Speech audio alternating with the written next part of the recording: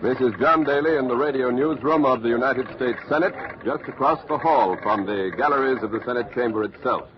In less than half an hour on this historic and eventful morning of the 16th of May, 1868, Andrew Johnson, President of the United States, may be removed from office, convicted of high crimes and misdemeanors.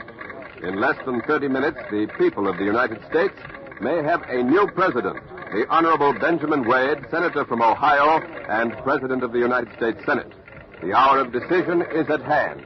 At the stroke of noon, Chief Justice Salmon P. Chase will mount the rostrum, reconvene the Senate as a court of impeachment, and each senator in turn will cast his vote. May 16, 1868, Washington, D.C. You are there. Washington. Andrew Johnson, the President of the United States, is impeached. The Senate is preparing to vote for acquittal or conviction. The fate of Andrew Johnson, Chief Magistrate of the world's greatest democracy, is at stake. CBS takes you back to witness the closing minutes of the trial of Andrew Johnson for high crimes and misdemeanors. All things are as they were then, except for one thing.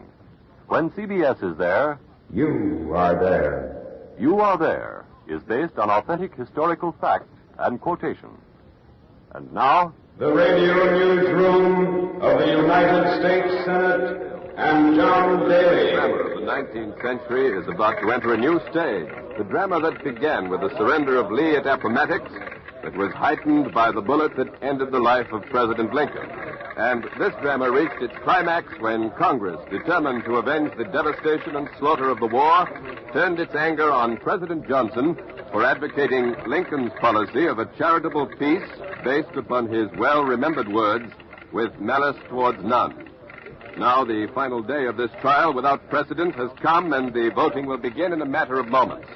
Rumors are flying thick and fast throughout the Capitol. Quincy Howe has spent this busy day circulating among the senators, who, sitting as a jury in accordance with the Constitution, will soon pass judgment on President Andrew Johnson. He has just returned to the newsroom. Quincy, what's the feeling downstairs? Will the president be acquitted or convicted, and how will the balloting go?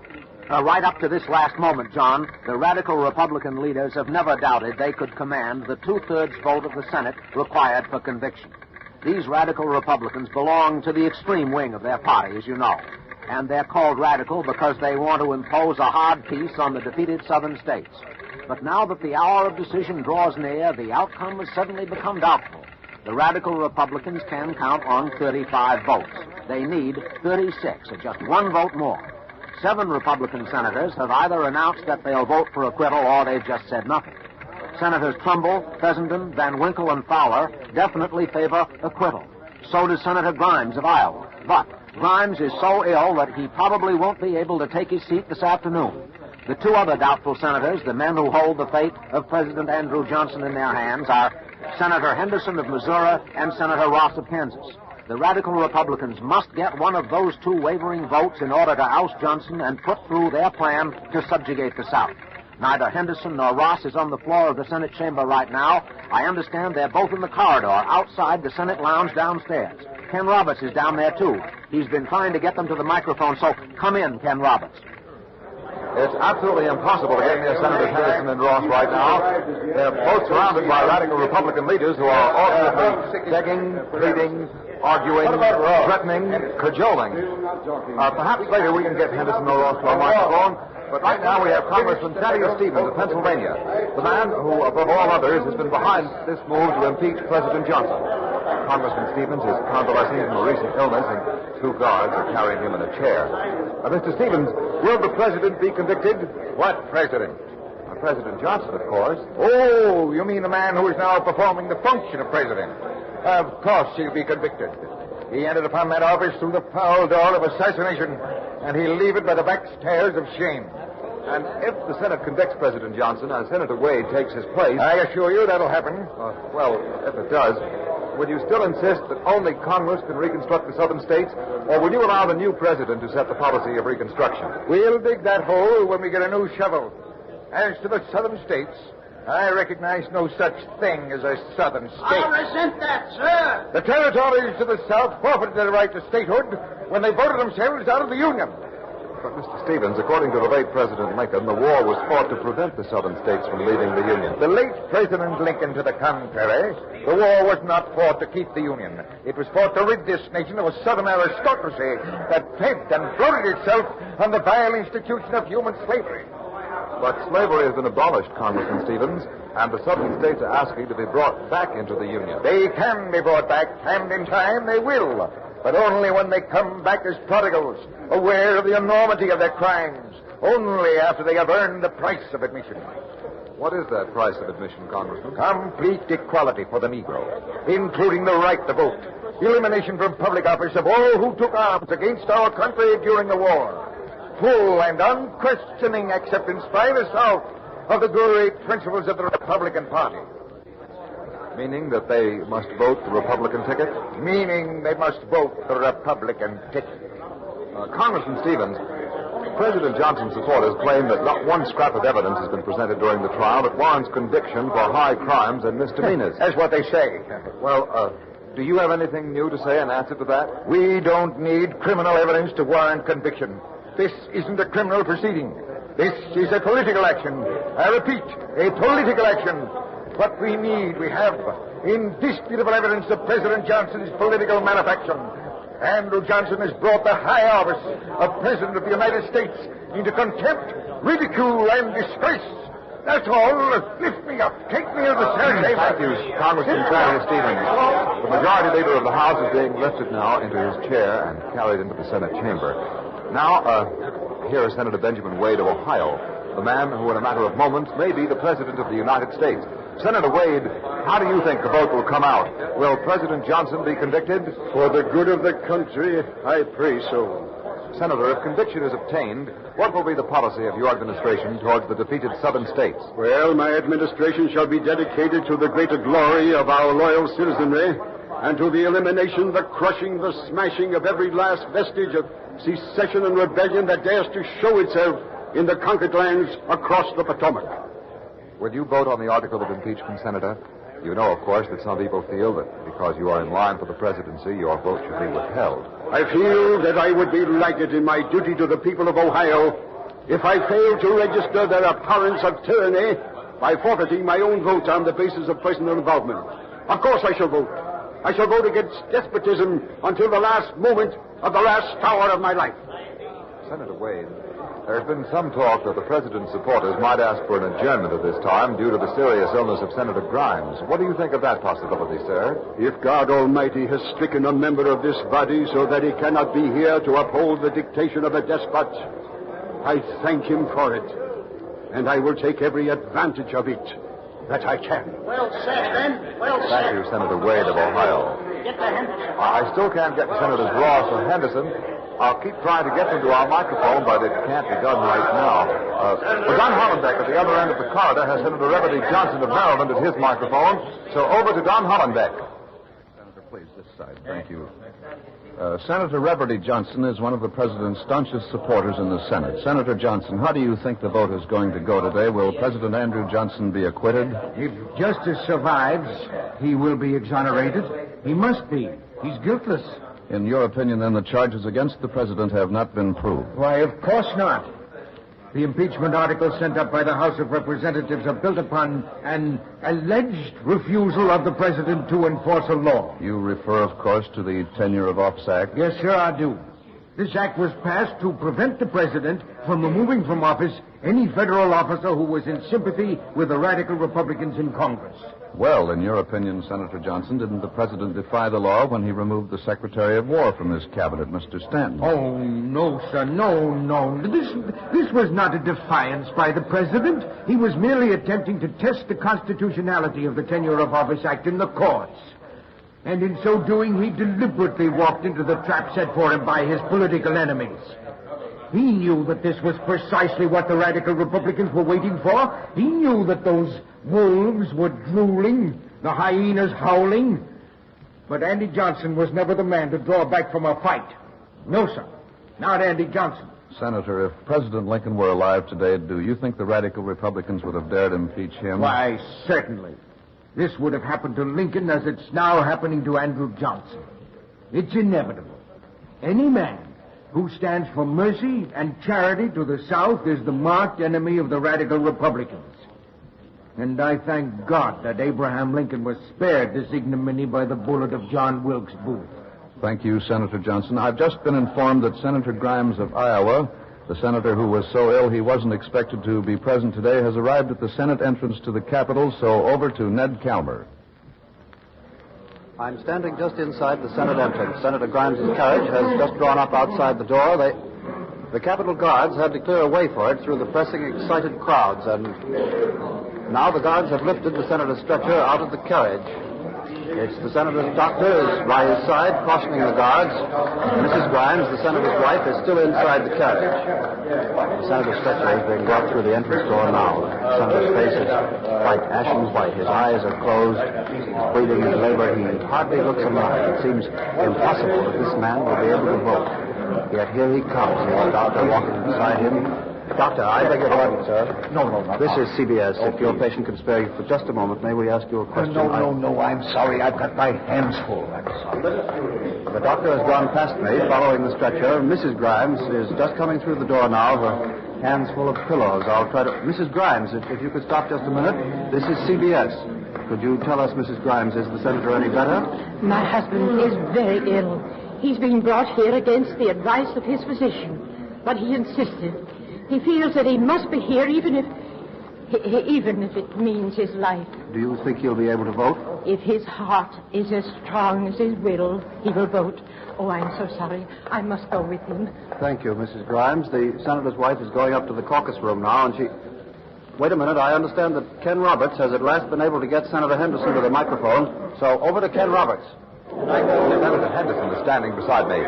Senator Henderson, have you made up your mind as to your vote? Will it be for conviction or acquittal? For the past 2 weeks, my life has been unbearable. I have been spied on, followed, hounded almost to death. I am a Republican. Yes, but Senator... My desk is piled high with telegrams, most of them calling for my vote for conviction. But I shall not be swayed by threats or bribes. But your vote, Senator, how will you vote? vote? I have in my hand a telegram. It is from my state, Missouri, from St. Louis. I will read it to you. There is intense excitement here. Meeting call for tomorrow night. Can your friends hope that you will vote for conviction? If so, all will be well. Signed, E.W. Fox. Senator... I have already wired Mr. Fox my reply. Here it is. Say to my friends that I am sworn to do impartial justice according to law and evidence. And I will try to do it like an honest man. Does that mean, Senator Henderson, that you have decided... It means that I shall follow my conscience and not my party. I shall vote for acquittal. Senator Henderson will vote for acquittal. Senator Henderson will vote not guilty. Back to the radio newsroom. This is Quincy Howe. Henderson for acquittal. Ross still uncertain. Grimes here, but so ill that he may not have the strength to register his vote of not guilty. If Senator Grimes fails to answer his name when the vote is called, the radical Republicans will have achieved their purpose, the conviction and removal of Andrew Johnson as President of the United States and the elevation of Benjamin Wade to that... there's the bell. The Senate is reconvening, so over to John Daly at the doors of the Senate gallery. Chief Justice Salmon P. Chase has taken his place on the rostrum, tapped his gavel now for order. Every seat but one in the Senate chamber is filled. That one, Senator Grimes' chair is empty, still empty, a little stirring in the seats, but the Chief Justice is demanding and has gotten order. We'll make proclamation. Hear ye, hear ye. All persons are commanded to keep silence on pain of imprisonment while the Senate of the United States is sitting for the trial of the articles of impeachment against Andrew Johnson, President of the United States. The Senate is now going through the preliminary routine incident to its convening as a court of impeachment. The curtain is going up on one of the great dramas of our time. For the first time in our history, a President of the United States stands impeached, waiting for the historic verdict of the Senate. The stage is set, and in a moment, the preliminaries will be over. The business of the court will then be ready to begin. There is no objection. I will so order. Mr. Chief Justice. Senator Williams of Oregon is calling for the floor.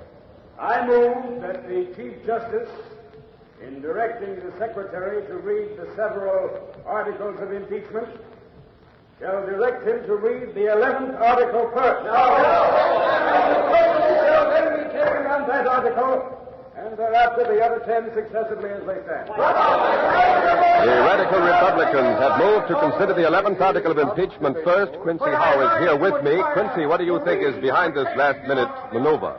It looks like bad news for President Johnson. You see, the 11th article, the so-called Stevens article, contains no specific accusations. It's a generalized article. Among other things, it accuses the president of having, in some public speech or other, denied the right of Congress to interfere in the internal affairs of the southern states. Now, this 11th article is known as the catch-all article. If the radical Republicans can snare a majority of senators into approving this 11th article, then the Johnson conviction seems almost certain. And now a vote is being taken. Those in favor signify by aye. Aye. Those opposed signify by no. No. The ayes in the majority, it is so ordered. The president's enemies have won another round as the Senate adopts the order. Senator Edmonds of Vermont. Gentlemen from Vermont, I move that the Senate now proceed to vote upon the articles according to the order of the Senate just adopted. And Senator Edmonds has just moved that the Senate proceed to vote immediately on the 11th article. Senator Fessenden of Maine. Gentlemen from Maine, before the motion is made, I move that voting be postponed for half an hour.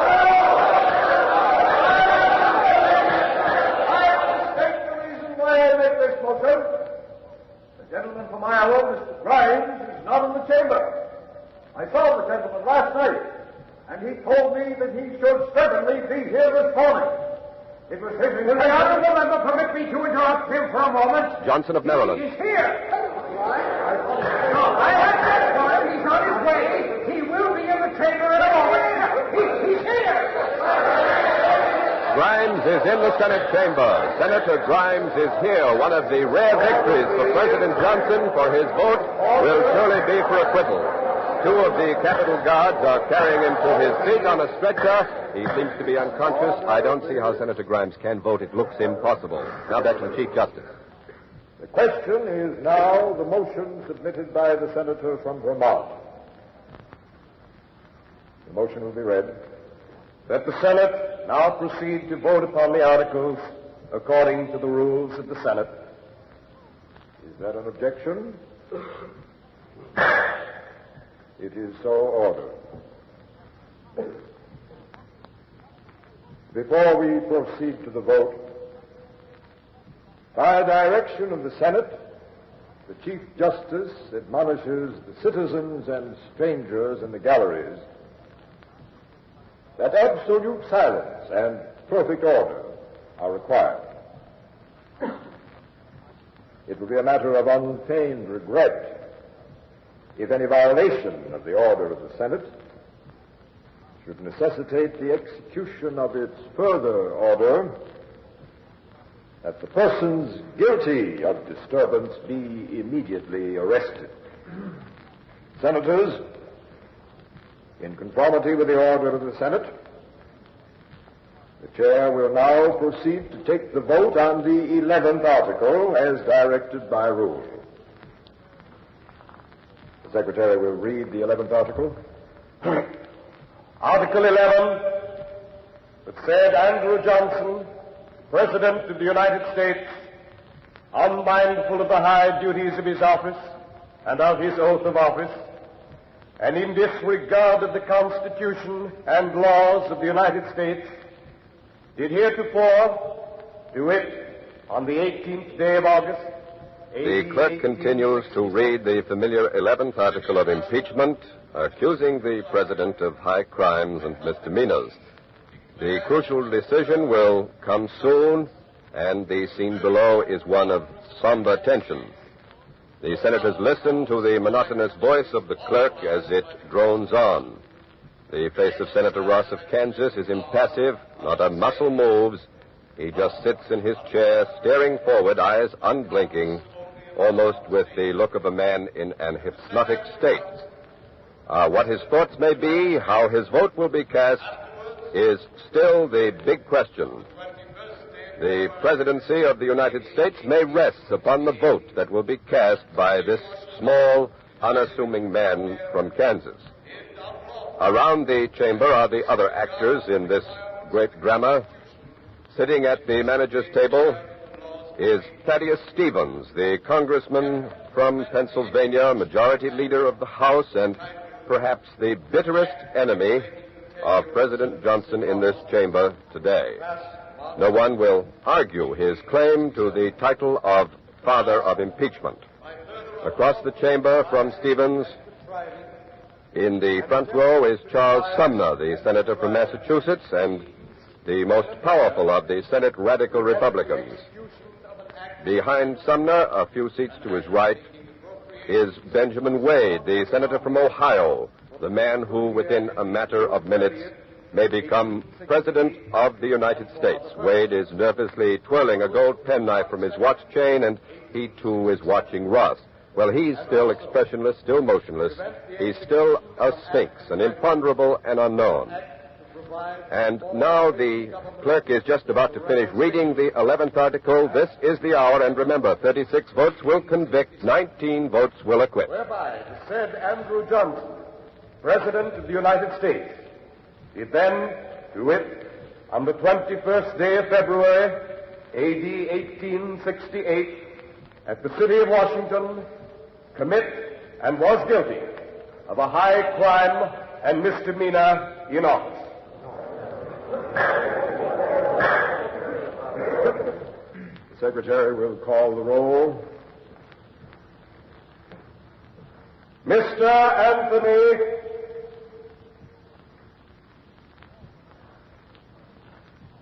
Mr. Senator Anthony, how say you? Is the respondent, Andrew Johnson, President of the United States, guilty or not guilty of a high misdemeanor as charged in this article? Guilty. Bayard, Not guilty. Buckley, Not guilty. Cameron, Guilty. Cattell, Guilty. Chandler, Guilty. Cole, Guilty. The voting is as expected, no surprises yet. Conklin, Guilty. Vaness, Guilty. Corbett, Guilty. Reagan, Guilty. Davis, Not guilty. Dixon, Not guilty. Doolittle, Not guilty. 9 guilty, 5 not guilty. Drake, Guilty. Edmonds, Guilty. Perry, Guilty. Fessenden, Not guilty. Fowler, Guilty. Senator Fowler has voted guilty. This is a completely surprising thing. It's unexpected. His vote seems sure for acquittal. how say you? Repeat your vote. Not guilty. Oh, it was a misunderstanding. Senator Fowler did not speak distinctly. His vote is not guilty. He is for acquittal, and the roll call now continues. Guilty. Senator Grimes is next. Here's one of the crucial votes that make this a fail. The senator need not rise if he is unable. Chief Justice Chase has given Senator Grimes permission to vote from his seat, but Grimes is getting up. He is struggling to his feet, refuses to vote seated. He's up now, standing, holding onto his desk for support. Not guilty. And the gallery, both those for the president and those against him, are saluting the courage, the bravery of Senator Grimes. It must have been a superhuman effort. He drew himself up to his full height, stood erect and proud a moment, and then almost defiantly, he delivered his vote for acquittal. The vote is now 13 for conviction, 8 for acquittal, 36 are needed for conviction, 19 for acquittal, and now it's certain that the decisive vote will be that of Senator Ross of Kansas. The Secretary will proceed. Harlan. Guilty. Henderson. As he announced he would, Senator Henderson has defied his party and voted for acquittal. Hendricks. Not guilty. Howard. Guilty. Howe. Guilty. Johnson. Not guilty. McCreary. Not guilty. Morgan. Guilty. Morrill of Maine. Guilty. The vote now is 18 guilty, 12 not guilty, 36 Morrill needed for conviction, Vermont. 19 for acquittal. Senator Ross will cast the deciding vote. Morton. Guilty. Norton. Not guilty. Nye. Guilty. Patterson of New Hampshire. Guilty. Patterson of Tennessee. Not guilty. Pomeroy. Guilty. Ramsey. Guilty. Ross. This is it. This is the deciding vote. Ross.